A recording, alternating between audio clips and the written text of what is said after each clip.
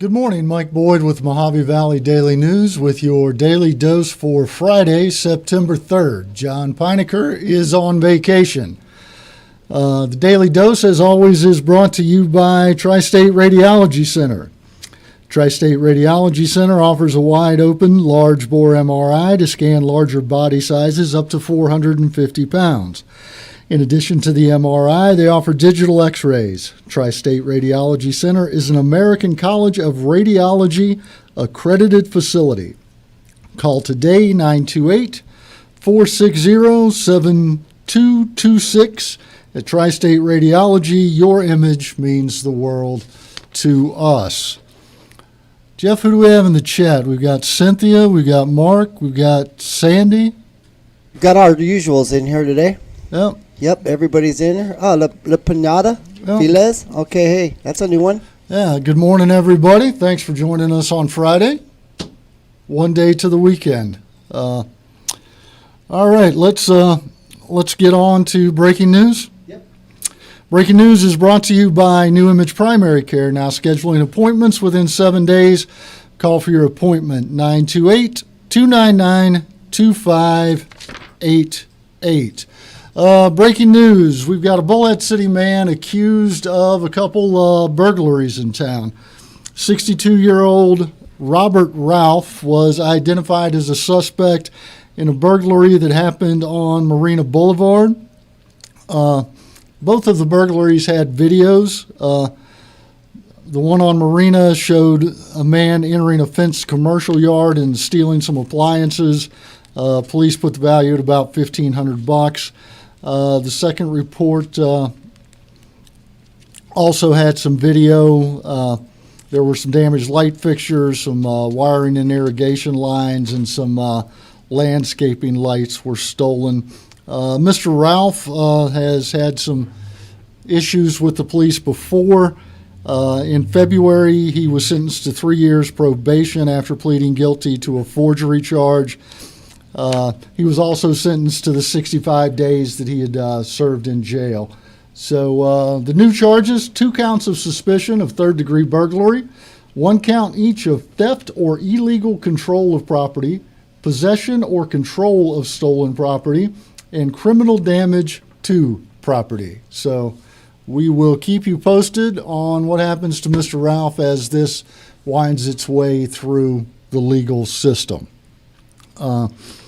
Moving on to our cover stories. Our centerpiece today, memorial to fallen service members on tap later on today. River Valley High School varsity football team is going to hold a memorial before its game against Arizona College Prep to honor the 13 Marine, Army, and Navy personnel who were killed in the suicide bombing in Afghanistan.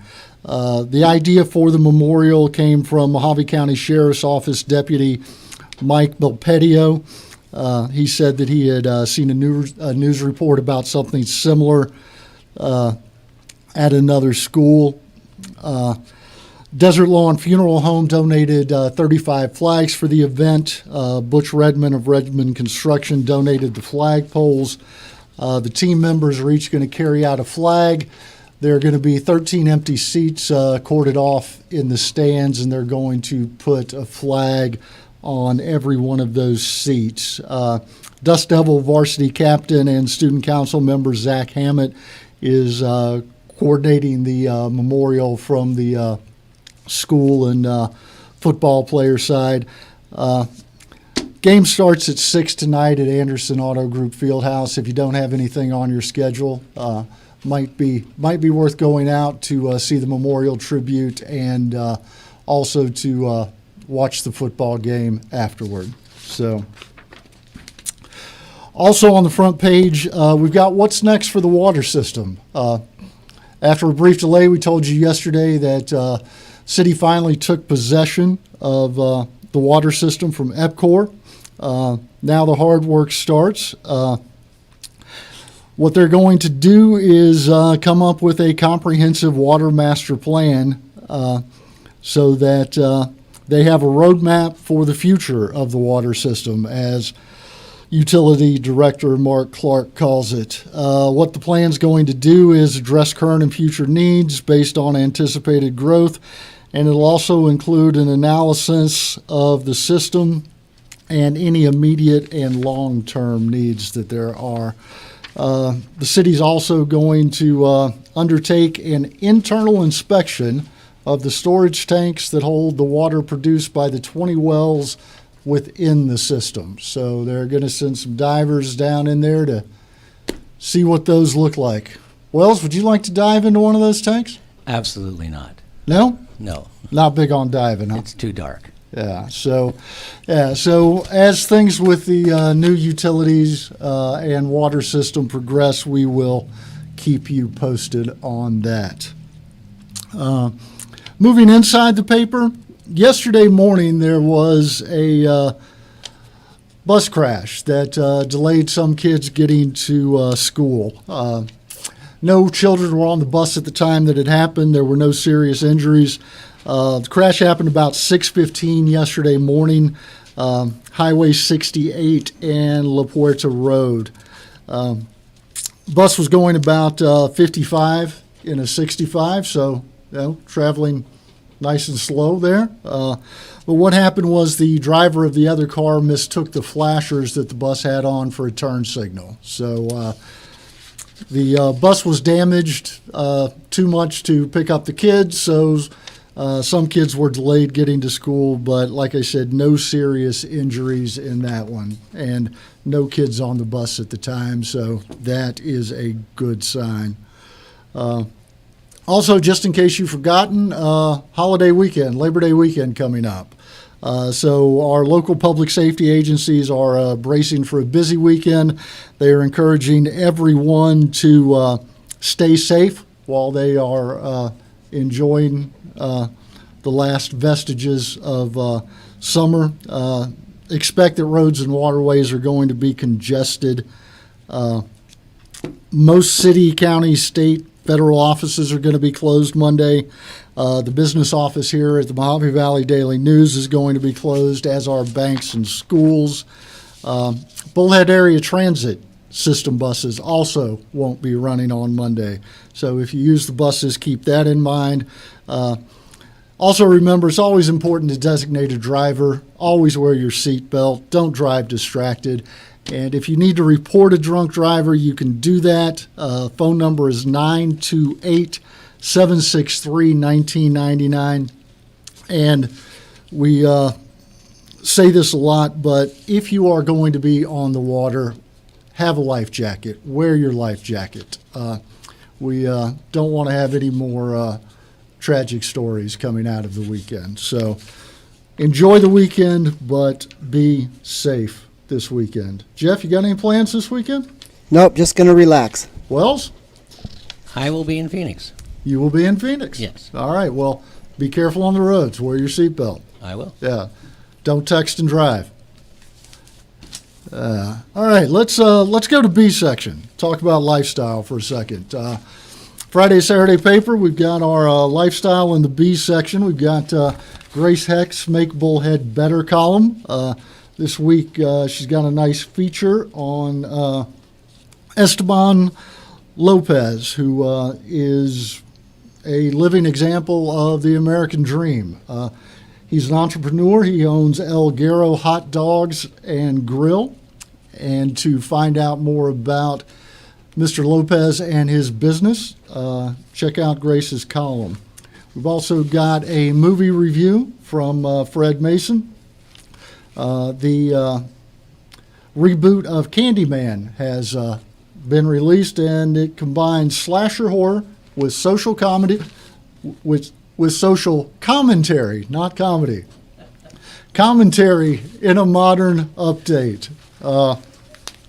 If you'd like to know whether video games help your kids with their money skills, we've got a story on that. Also, 5 ways to prepare to pack for COVID area travel. And if you are still looking for something to do this weekend because you haven't made plans like Wells to go to Phoenix, Weekend Happenings is on page 2 of the B section. Live music in Bullhead. And Eagles tribute band Desperado is in Laughlin. Also in Laughlin this weekend, Miranda Lambert. And if you are a race fan, the race season starts this weekend at Mojave Valley Raceway. So get out there and enjoy yourself with the weekend happenings. Let's move on to sports. Let's go. All right. Sports, as always, we've got our fishing column. And if you read it this week, you're going to find out that just about anything can be caught with anchovies. I'm not an angler, but I read that column every week just because I love to see what they're catching with anchovies. I would not bite on an anchovy. Do you guys like anchovies? Negative. No, negative. Okay, but Rusty Braun at Riviera Marina will let you know what's biting out there.